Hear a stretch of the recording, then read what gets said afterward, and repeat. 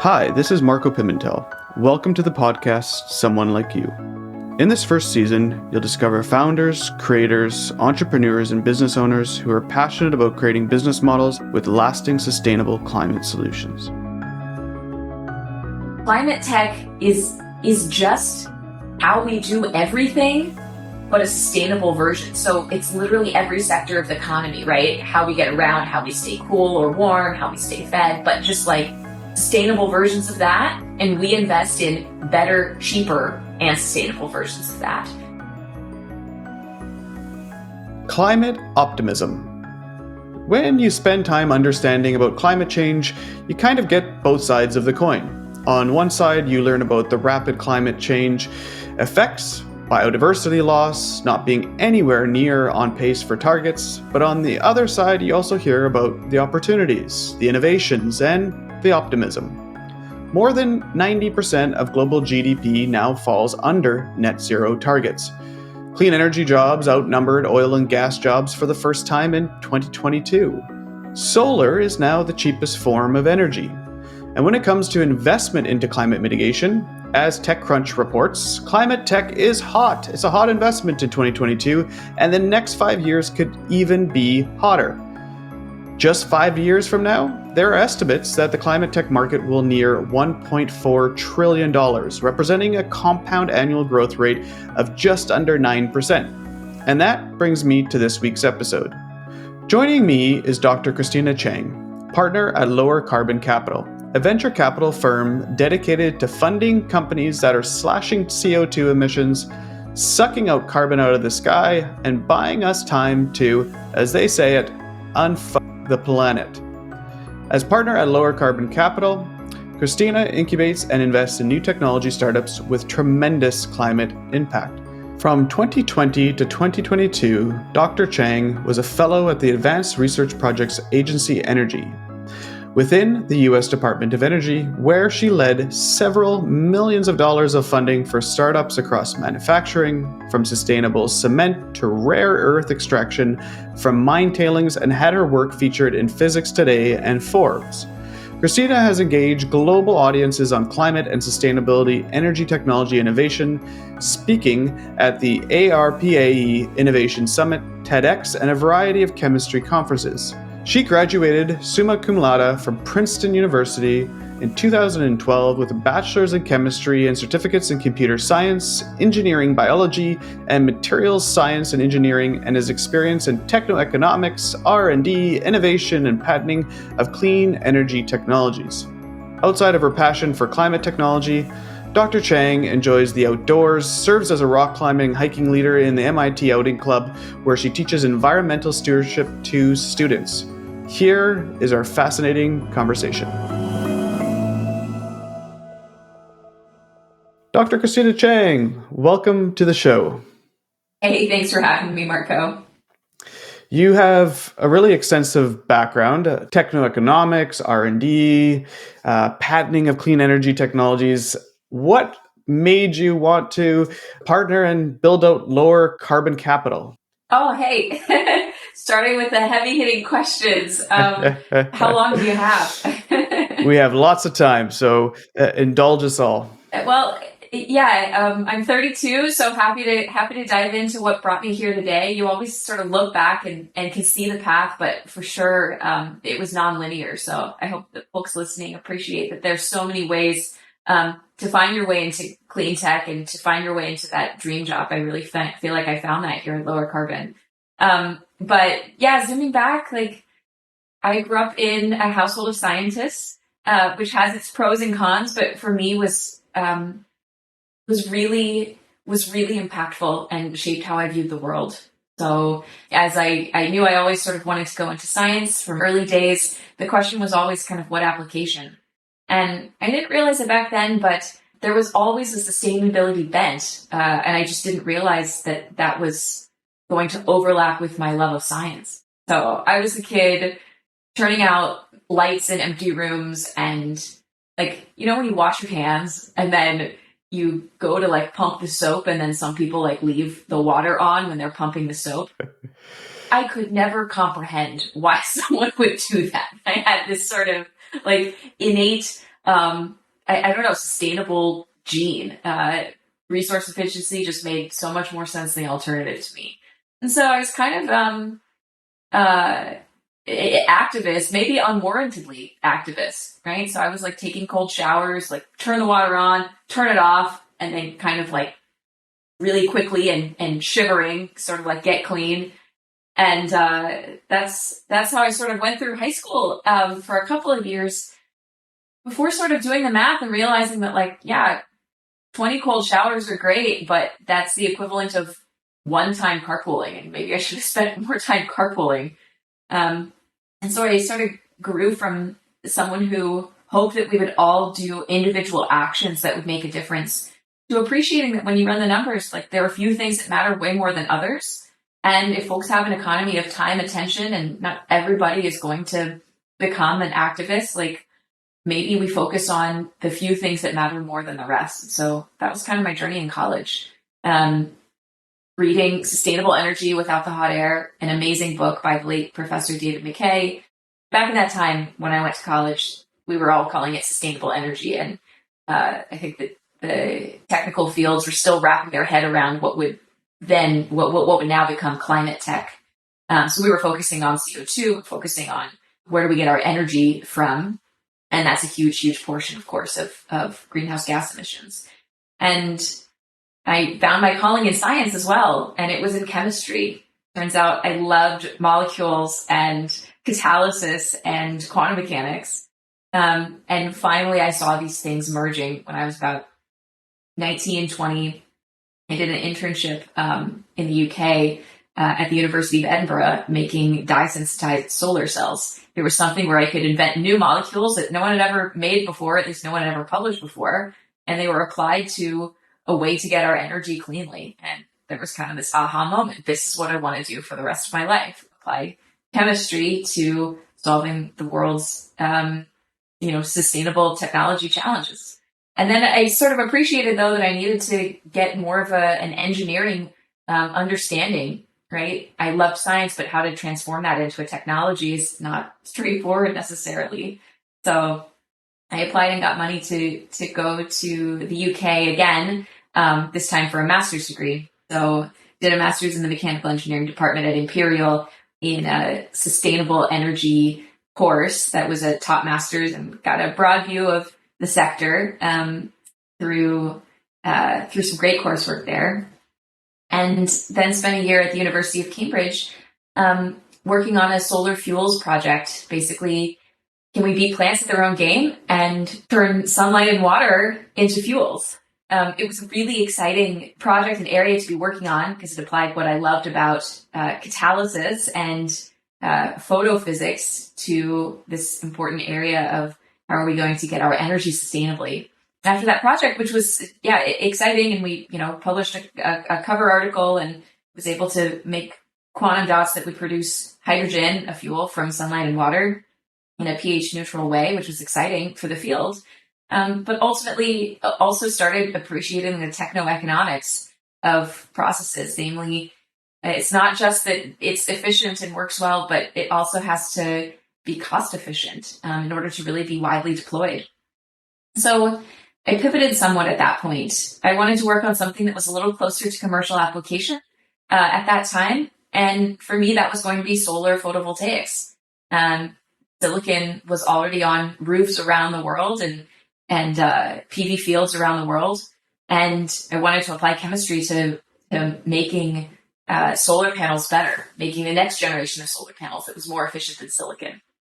So we had techno-economic targets when I did my PhD at Harvard in the chemistry department for new solar panels that would be at a levelized cost of energy basis cheaper than silicon. And there again, really enjoyed basically, you don't do a PhD to save the world. You do a PhD to really learn how to become a scientist, really learn how to do research and essentially break new ground in terms of what is known in the world. And we certainly did that, published a few papers and co-invented this process to make a P-type semiconductor in a way that was more scalable than what had been created in the past. And then the idea was to apply this semiconductor in the layers that are needed of this new type of solar panel we were working on, perovskite solar panels. But in the 5.5 years that I did my PhD, the landscape really had shifted, right? You can look back and see the cost curve for solar really coming down, and that's due to engineering improvements really across the board in the PV stack. And that's incredibly exciting. But I think the lesson I take away from my time in my PhD, one of many, but a main lesson is aiming where the ball is heading, right? Like we were aiming at targets that were at that time, right, 2014's levelized cost of energy. But we sort of needed to be aiming at, well, how is silicon going to improve in the next 10 or 20 years? And can our new panels be that cheap? And so, having said all that, I decided it was probably time to pivot again, because I was basically 30 at the time when I was finishing my PhD, 29 and a half. And I said, well, I have, hopefully several more decades as a chemist applying my skills and interests to the sustainable energy and, climate crisis. How can I now head where the ball is heading and start running in that direction now, so I'm an expert at something that we're going to increasingly need? And that's the lesson that motivated me to get into industrial decarbonization. So I became obsessed with how do we make steel, cement, plastics, and really everything we manufacture, but in a clean way, because we were really behind the ball relative to where solar was, in that we really didn't have any alternative processes at scale, and certainly not at cost for those really hard to manufacture things, or I should say hard to manufacture cleanly. So even while I was finishing up my PhD, I got really fascinated by the iron making process, and then the iron becomes steel. Because it's actually a redox process. It's pretty, well, on its face, it's pretty simple. The metallurgy gets complicated and super interesting, but essentially you take coal, allow it, or another carbon-based source like syngas, allow it to react with iron oxide, and the products are, it's like a simple redox reaction. So the products are the oxygen goes off the iron ore and onto the carbon, and you make CO2 as a byproduct, and then the iron metal is left over, which then becomes your steel. So I thought, well, there's got to be a scalable other way to do this that doesn't use fossil carbon. So in the last year of my PhD, I developed ideas around how to do iron making in a green way. Namely, could we use not carbon? What if we used, look one down on the periodic table? What if we used silicon? And if we were able to get silicon in a green way, and I had ideas about where we might do that, then the byproduct wouldn't be CO2, it would be SiO2. And you'd be making glass in addition to iron, two products that you can sell. In fact, iron that doesn't have carbon in it is even more valuable than an iron that does. And so what I thought I was coming up with sort of creative ideas for a postdoc, but ended up pitching it at a pitch competition and winning the pitch competition. They're like, here's this 5K check for your startup. And I was like, oh, I'm a founder now? I didn't realize that that's what I was doing. An interesting lesson for folks who are scientists and love being creative in that realm to sort of, appreciate that ultimately has to hopefully make it out into the world somehow. And so whether it's licensing startups or something else, learning about those pathways isn't something we really equip scientists and engineers to do, but was a huge, an important learning curve for me to go through during 2019. So I got to incubate Abraze Engineering at the Harvard iLabs, where they allow you to own your IP, which is really, really special location to do that. And got to use that money to file a patent and go through NSF I-Core Spark program and start pitching investors.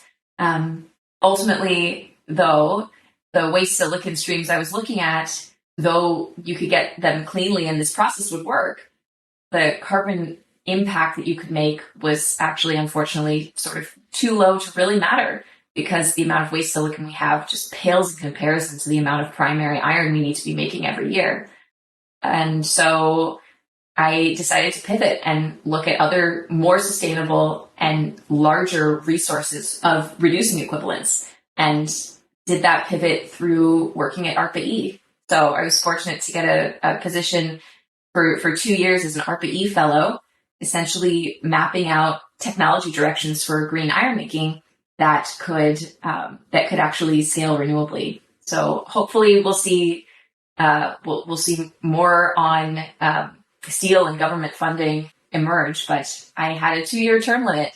ARPA-E, just like the DARPA model, has term limits for folks, and so I had to figure out what was next. And that brings me to how I came onto Lower Carbon, because while I was CEO and founder of Abraze and was pitching investors, I met this guy, Clay, who worked at this thing that was called Lowercase at the time. And I, again, like wasn't really part of the startup world and didn't appreciate exactly what they were doing, sort of starting the stealth sort of climate version. And we connected, but it didn't make sense for them to invest as I was pivoting to a government job. Didn't make sense for me to go work there because, again, I was excited to sort of run these technology ideas to ground. And then 2 years later, I asked my network, like, hey, who's hiring in climate? And they said, hey, have you met Clay? And Clay and I reconnected, and that's how I ended up at Lower Carbon. So I think the lesson there is, like, every conversation is a job conversation. You never know where you're going to find the right fit in an unexpected place. Yeah, there's something called the surface area of luck. And I think the surface area of luck often is doing a lot of things and then all of a sudden looking back on it and saying, oh, I guess that's how I made the connection to that opportunity at some point. So I think that the one thing there that's really interesting, and thanks for sharing the background from education to science to working within an opportunity to commercialize something within the government, and then now joining and being part of Lowercarbon Capital. You're on the other end of it now, and you're on the end to support and to fund and encourage other companies to then take their products to market or scale their market positions. So what does a role look like on a day-to-day basis at Lower Carbon? Is it identifying companies? Is it a combination of both? And how do you help the founders and the people in the businesses? Yeah, absolutely. I mean, I love working at Lower Carbon. It really is a dream come true that I get paid to essentially help unfuck the planet. And I really think that startups are going to be the tip of the spear doing that, able to move fast and move innovatively. And so what I do on a daily basis is a mix of everything, from meeting with folks that are, maybe PhD students or MBA students, and going through the process that I went through, like learning, what is a startup? Is that right for me? What are the right ways to bring my ideas to market, and helping them sort of fail fast. I probably should have failed even faster, and figure out where are the right opportunities that match their skill set and their interests and their passions. So I think a lot of what I do is actually mentoring and pulling on my personality as an ENFJ. Like I'm a hardcore. If you follow Myers-Briggs, like I'm a hardcore like camp counselor type, and I love getting to work with folks and sort of bring out what makes them special and tell that story as a founder or as a whatever they're going to end up doing. And so I just pinch myself to say that that's what I get paid to do.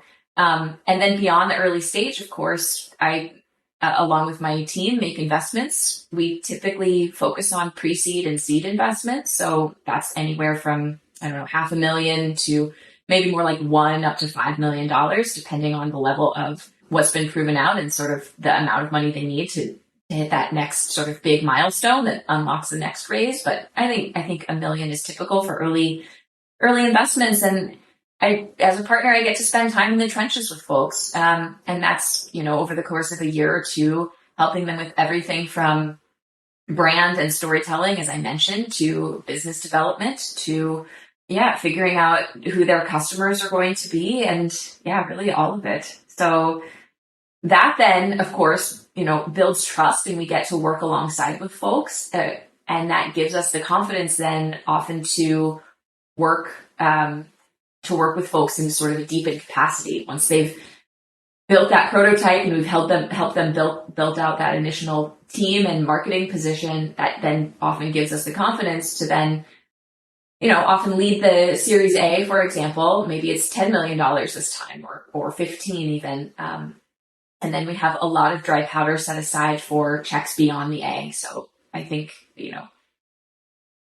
20, 30 million and up, which is just to say we have a lot of that. I think we have over probably $1.5 billion assets under management. A lot of that is set aside for these follow-on rounds, but our initial engagement is pre-seed and seed.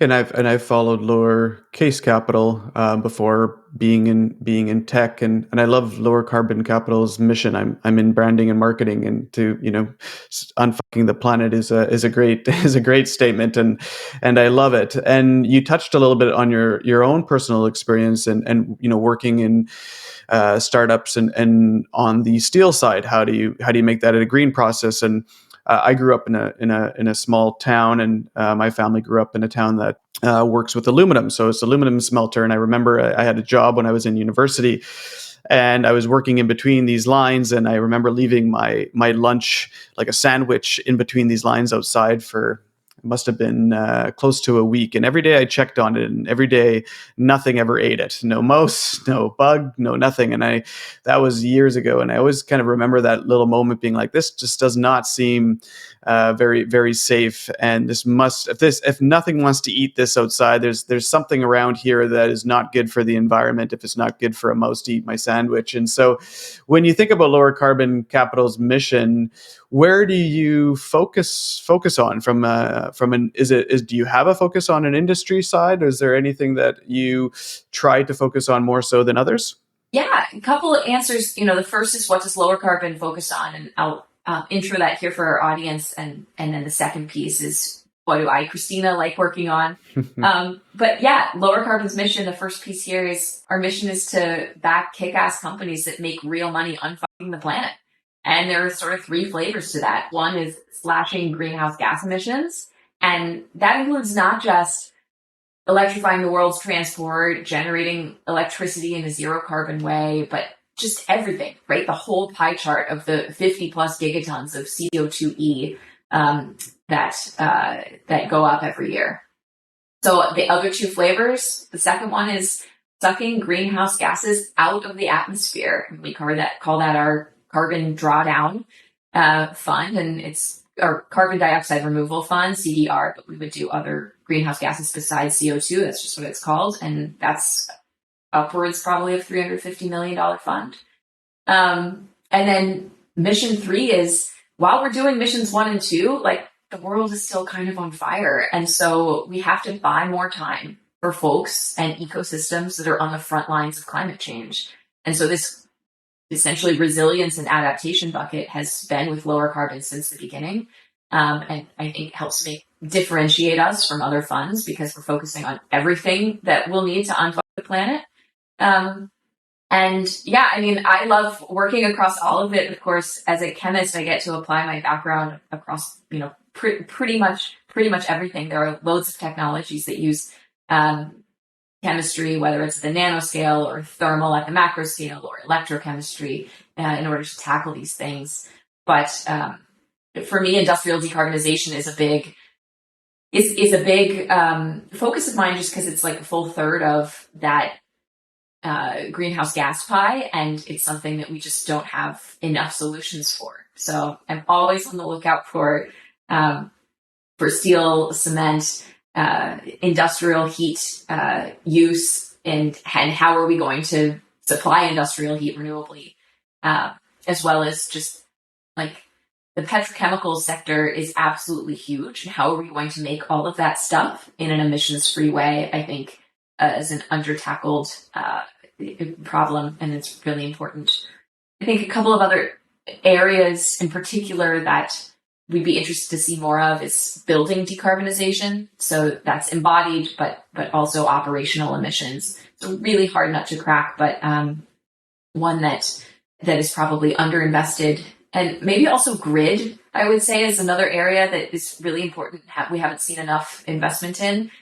It's hard, right? In the US, you have sort of three areas of the grid. And when you're dealing with utilities, that's been something that venture capital firms in the past haven't wanted to sort of touch with a 10-foot pole, and for good reason, right? These things are really hard, and, utilities, right? You invest in utilities as an asset class for stability. So they're not really motivated to shake things up too much. It hasn't traditionally been their role. And at the same time, we're going to need a build out of the grid, right? We're going to need an amount of copper that's just, ridiculous. And yet we have to do it. And so where startups can play a role in de-risking some of these technologies, I think is incredibly important. Every week on Someone Like You, we dive into stimulating conversations with founders, entrepreneurs, business owners, and the likes who are consciously and successfully creating sustainable business solutions for the long haul. Tune in every week for a new inspiring conversation on leading climate solutions. And if you're enjoying the podcast, don't forget, please subscribe on the platform of your choice and give us a rating and a review. And how have you felt the just general market for climate has grown over the past few years? And I'll also add, obviously we're recording late 2022, and investing right now is a little bit of a hot seat right now. But how has that been going so far from climate? Is climate still kind of pushing through and growing? What's the climate like for climate investing? Yeah, two really great questions. Okay, so let's start with markets then, and then go to investing.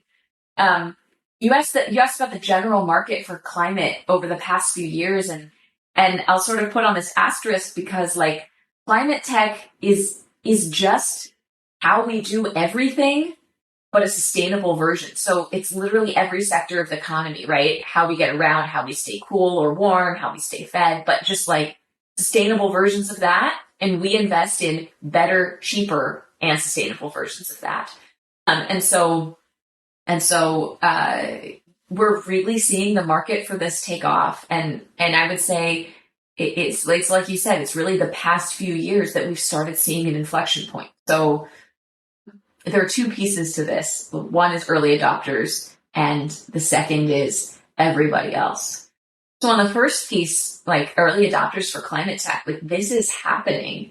As an example, Stripe has a voluntary way to offset your carbon footprint, and they asked folks hey, do you want to opt in? And you might expect 1%, less than 1% of folks to pay extra money just to offset their carbon footprint. And Stripe found that it was 8% of folks, and this is voluntary, never mind the regulations that are coming in. So whether it's Apple, Microsoft, Unilever, these early adopters are really coming in strong, and they're going to help get us through the valley of death, I think. And then I said there was a second piece, everybody else. And what we're finding is all of the tailwinds are finally sort of flowing in the same direction, right? Sustainability, profitability, and national security. These days, you have to admit that climate tech is national security. Getting your energy, food, materials, from within borders of countries and friendly countries is sort of the way the world's going. I'm truly a globalist, but I do see that a multipolarized world, is sort of on the horizon. And so climate tech is survival, right? It is protecting your national supply chain. I'll say that Lower Carbon has LPs that are across the political spectrum. It's, about whether we as nations can really survive and thrive. So this is absolutely, we've absolutely seen the general market for climate tech grow. You also asked about investing and sort of what the investment sort of climate is like. I guess a few responses. One is that the cyclic nature of investing is completely normal, right? You appreciate this already, I'm sure, Marco, from your work. that's just how markets respond to opportunity and then lack thereof. And so, yes, like valuations in private markets are sort of plummeting back down to earth. But I do think this reset is actually a good thing. It kind of helps us as a society concentrate capital on the set of startups that are achieving a higher rate of progress and market pull than other startups. Definitely at Lower Carbon, we're always monitoring the state of affairs, the state of the world. And we've sort of been wondering, whether it be sort of Series A or Series B before later stage investors would start making those really hard choices about which folks to back in a few categories. And this sort of downturn has certainly brought forward that timeline a bit. But I will also say that, the flip side of that coin is like companies that are doing extremely well are continuing to get multiple term sheets and really be backed. Because like I said, like tailwinds are all in the same direction. So like we continue to support climate tech and lots of folks as well, right? There's this market downturn, there's this crypto crash, and yet like we're not at the end of 2022 yet. It's November 17th on the time of this recording, and VC funds have broken a record for the largest amount of capital raised in any prior year. And the year's not even over, right? I'm drawing from Climate Tech VC's newsletter from last week, and they tell us that $151 billion has been raised. And of that, I think $94 billion was new private climate assets under management. There are lots of new climate investment funds from the past couple of years, and they are going to spend that money. So yes, indicators will probably lag a little bit. Essentially, the downturn will probably make it harder for some new funds to raise, but at the same time, climate is here to stay. And so we and others will be able to double down on winners and make new investments. I love the statement, and we had Ben Nyland, who's the CEO of Loop Energy, and so they're building hydrogen fuel cells and engines, and he's been in clean energy for almost 20-something years, and he mentioned that before it was always it was pushing new technology or green technology on people, and now finally the market is pulling. There people are looking for these sustainability options, and that comment that you brought up of just the general market really is everything needs to be done in a sustainable way, and obviously for somebody like yourself that is in climate. You get to see all the great stuff that is being built. You probably are also similar to myself too. You read all the doom and gloom of how there is no way we're even close to our targets of 1.5 degree warming. And I guess maybe I'd love to get your thoughts on just the overall kind of picture of where we are now and where we're heading.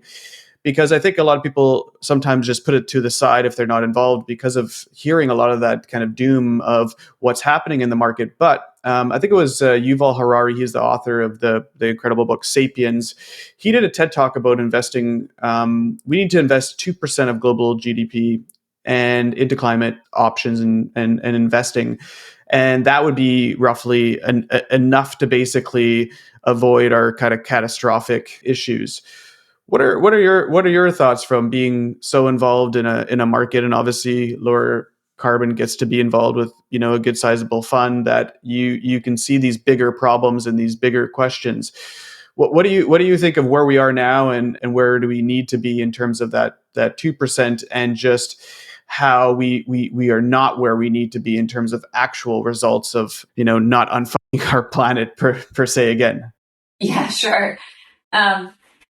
Look, like, I am so optimistic because I get to see behind the scenes at the progress we're making, right? We launched this fusion fund. Who does that? And, with full awareness of the trials that have happened in the past for clean tech and for these technologies, there have been multiple waves of investment. I think people call it clean tech 1.0 sometimes, the 2006 to 2011-ish sort of bubble. But I don't tend to use that terminology because there were several waves before that, including sort of 1973 on, like, the Arab oil embargo and the investment in solar and other technologies that brought forth. And so, we have this whole fuller picture of history when we say this. Like, we do think that we're going to reach Q greater than 1 in our lifetimes, and like not just that, but like quite soon. And so I'm able to say that I'm extremely excited about everything that we're building and extremely optimistic. Of course, it just needs to happen really quickly. And so that's where sort of your question about how much money do we spend? It's really how much money over what time period, of course, in order to get there before the climate starts really, I mean, it's already impacting large swaths of the population as we sort of see headline after headline about sort of devastating weather and climate impacts. And so, yeah, I appreciate Yuval's numbers. I think, I think we just, I guess I won't give a specific number myself because, the crystal ball, sort of doesn't really need to be perfect, I guess, here. It's about making sure that we're unlocking sort of basically as fast as possible the capital that's required. And that's venture capital at the sort of risky stage, and that's government grants basically across the spectrum of risk. I think that there's progress that private markets can make, and we're all, I think, doing our best, but there really needs to be more. Like, there needs to be more climate firms and lower carbon style firms, I think. Like, we hope that we we appreciate that we're basically winning in the category, but also we don't want to be the only one. There are loads of peer venture capital firms that we're really excited to work with often, and we think that, there probably could be even more. And at the same time, like, there need to be spots for these companies to land and continue to grow, right? So that's Series B, C, D investors, and we are seeing them come into climate, whether they're new funds or coming from other sectors and coming into climate. So yeah, I mean, there just has been a lot of influx of capital. Yeah, I don't want to put too fine a point on it, but I'll say that Yuval's number probably includes government spend as well, and that's often on infrastructure stuff that's not really set up for venture, but absolutely is going to be needed, whether it's grid or pipelines for hydrogen or any number of retrofits in industry and beyond. So I think that we just need to be seeing a huge amount of spend across where everybody can sort of comparatively add value. And what would be interesting to know too, you talk about kind of competitives when it comes to funds, and that we need more funds. And you're right that there's the government has an absolutely massive importance in getting all of this kind of across the line and making sure that the market is there and supporting and everything too. And we're seeing that as well. But when you think about lower carbon capital versus lowercase capital, how competitive is it when looking at funding options? Because you have the benefit of the two different companies, one being a pretty prominent tech fund and one being a prominent climate fund. Is it nearly as competitive? A lot less competitive? How, does it? Do you see? Obviously, you mentioned it, but do you see a lot of room for more funds coming in? Yeah, that's a great question. And I can't exactly speak to lowercase because I was never there, and it's not really my space. But within climate tech, I mean, I would honestly use the word collaborative more than competitive. It's a really wonderful sector because mostly folks are here for the mission. And at the same time, we're building stuff that follow-on investors will invest in because it makes money. And so I think we're sort of at this very interesting moment in space where we all sort of want each other to succeed. I think we've run the numbers, and probably Breakthrough Energy Ventures is our most common co-investor.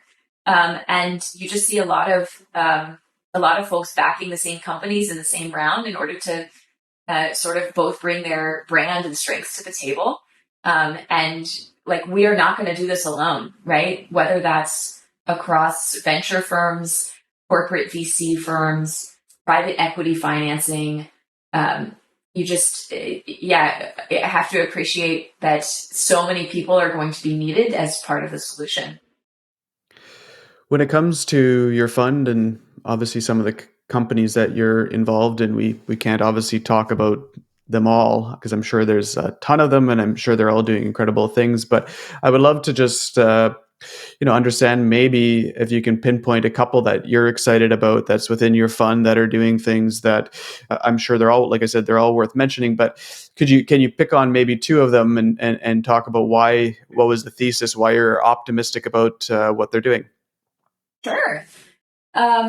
Maybe I'll start by talking about Solugen because we recently co-led their Series D.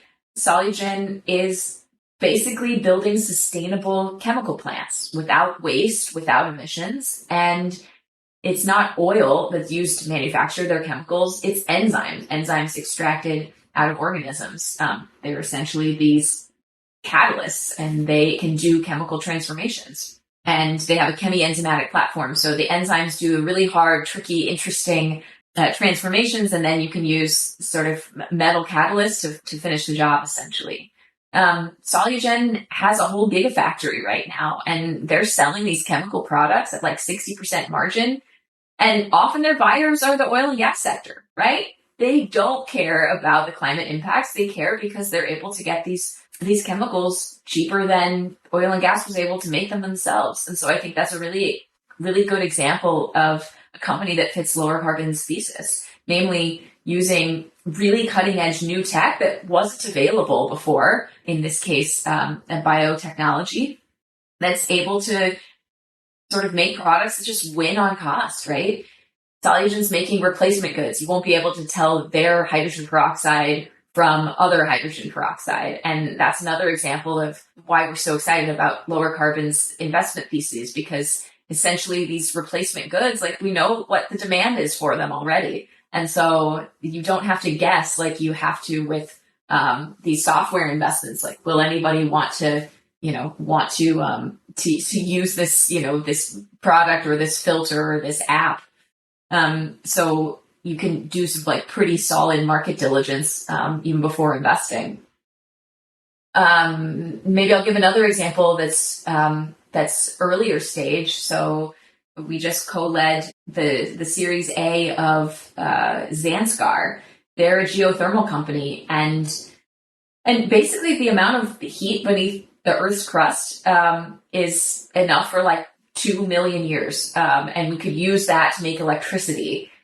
And in particular, we can use that to make base load electricity. So while solar and wind provide pretty cheap renewable power, it's intermittent. And so it'd be pretty important to provide power all of the time as we try to bring natural gas plants and other plants offline that do provide that base load power today. But the problem is figuring out where to drill, and it's historically been very expensive to drill, especially if you drill in the wrong place and your well comes up dry.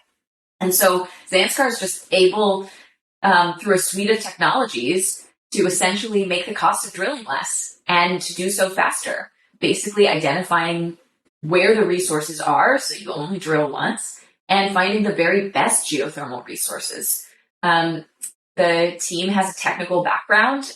We're super excited to support folks that have PhDs and then are using that brilliance and bringing their technologies into market. They're essentially, able to use imaging and sensing tech instead of, drilling a bunch of wells that come up dry. And, the market opportunity is absolutely huge, right? You need baseload electricity basically everywhere. And geothermal is available in a huge, wide variety of geographies. Yeah, and like I said, we love the team based on their expertise. And then, we made this investment before the IRA came out, but folks ask us sometimes, like, did you guys write the IRA? Because it basically provides a cherry on top for every single one of our portfolio company. In this case with Zanskar, there's support for geothermal via tax credits to help accelerate their deployment. Yeah, and I think the comment there was, you talked about the general market being everything that needs to be converted into a sustainable option, and then you mentioned the market research being there for a lot of these products because it's just it's a replacement, so that what the demand is there. So I think it's a pretty incredible takeaway. And then I guess one question, you talked about Series D. how does the funding work when you start to get into gigafactories and, the dilutive versus non-dilutive funding, like that type of investment, and how does that look right now? And for something like that, I'm assuming it was a dilutive path of funding, and maybe they'll go public or whatever they might end up doing. But how does lower carbon play in that space as well, or is it bring in partners to do the non-dilutive when you're doing such capital intensive building? Yeah, that's a great question. So we invest globally, and a lot of our companies are based in the United States, being a pretty entrepreneurial nation. And so many of our companies were able to essentially direct them to the Loans Programs Office, LPO, run by Jigar Shah, who is quite innovative and has his own extremely illustrious career in climate tech. And their office is sort of figuring out creative ways to get out money as quickly as possible to those larger, companies that are at that stage. In addition, we are finding that folks that are sort of later stage really are interested in playing in climate now, again, because it's just making money. And so we get inbound all the time from folks who want to take a look at our companies for follow-on funding that may or may not care about the climate angle. Well, Christina, this is we're getting kind of close to our time, and I want to be appreciative of everybody's time. But I just have one last kind of broad question, and it's a question I ask every time. Is I'm a fan of the book The Lorax, and it is really a simple. Obviously, it's a child's book, so it's very simple. That it's about our overuse of our resources, and Dr. Seuss kind of called climate change 50 years ago when he wrote it, and what's happened. But at the end of it, there's this exchange. A child gets a seed, and that child has to, it's up to that child to make that difference. And somebody like yourself, you're in it, you're making a difference. But what would you say to people on the sidelines of maybe thinking about getting into climate investing, or maybe they are thinking about joining a company, or just the things that they can do as an individual, like you did when you were a child, your cold showers, or your on and off your water and your lights being off. What would you say to people? I mean, great if folks want to take cold showers. I can't say it's extremely well advised, though.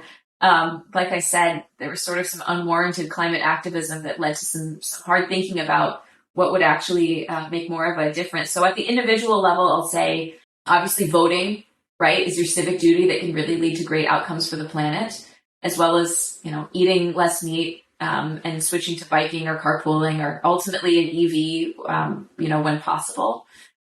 Also, read more to sort of figure out what the opportunities that you'd like to make at a personal level are. And I really recommend, for example, How the World Really Works by Vaclav Smil.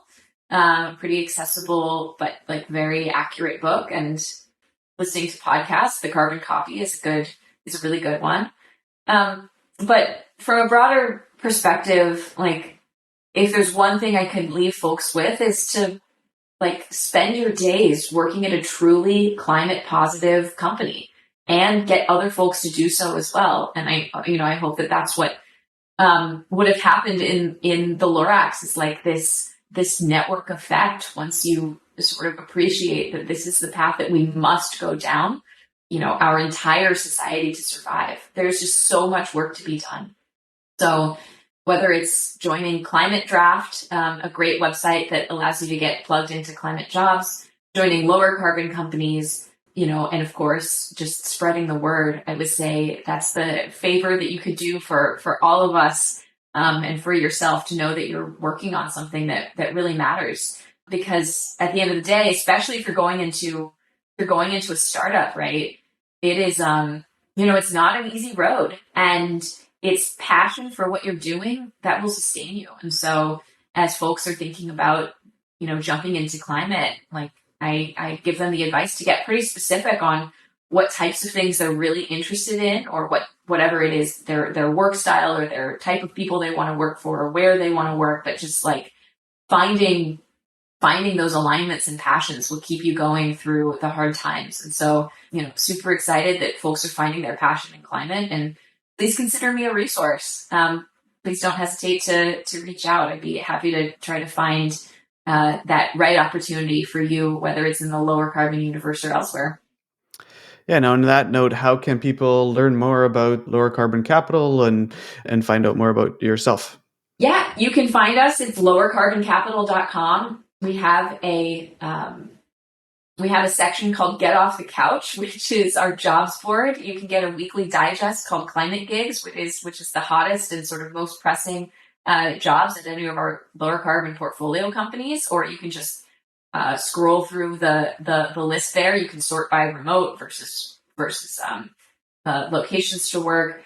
And we also have a portal where you can contact us and drop us a line, is what it's called. And we read every single one of those. So hope to hear from y'all soon. Christina, this has been a lot of fun. I really enjoyed our conversation, and thank you for doing the hard work. And I look forward to following your journey and everything that you're doing. And I'm also optimistic alongside you. So thanks again for joining me. Thanks. It's our teams that are doing the hard work. So, always have to give a shout out to the folks that we're serving and supporting every day at Lower Carbon. They're absolutely amazing and inspire me to work even harder every single day. And thank you so much, Marco, for helping us get the word out. Really appreciated this interview. It was fun. Thanks again. Bye. Bye. This podcast is co-produced with The Brand is Female. I hope you've enjoyed today's episode of Someone Like You. And if you did, please share this. We're a new podcast, and I would love it if you could share it with a family member, friend, colleague, work colleague. Share it on Slack, whoever you do. Just share and spread the message of these incredible brands. Please also support these type of companies. They're doing the hard thing, and the hard thing often takes a lot of people to get on board. And don't forget, please subscribe on the platform of your choice and give us a rating and review. I'm Marco Pimentel. Thank you for joining us today. For more information on Someone Like You, you can find us on Instagram at Someone Like You Podcast, with all the links to the podcast, our website, and more information about the brands that we feature. Thank you again.